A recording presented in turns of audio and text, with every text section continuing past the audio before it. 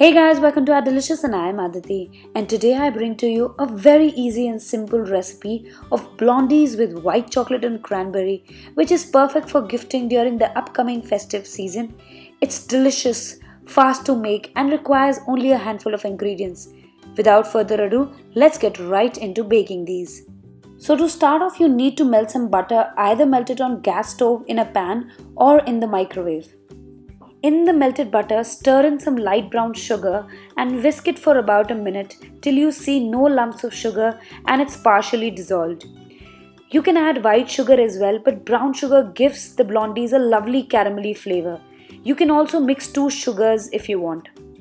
Add in the egg and whisk the mixture till it becomes little pale and frothy for about a minute.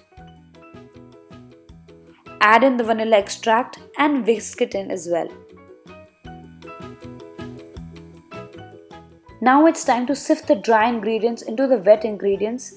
Sift together the flour and the salt, and then using a spatula, gently fold in the dry into the wet ingredients. Don't overmix because it'll result in tough blondies. Before completely mixing in the dry ingredients, add your add-ins to the blondies. Today I'm adding in some chopped up white chocolate and cranberries. I have reserved some white chocolate to sprinkle on top. You can add any nuts or fruits of your choice, or you can even add chocolate chips to it. The choice is yours. This is what the consistency of the batter should look like. To bake the blondies, I have taken an 8-inch by 8-inch square pan, which I have lined with some parchment paper and oil.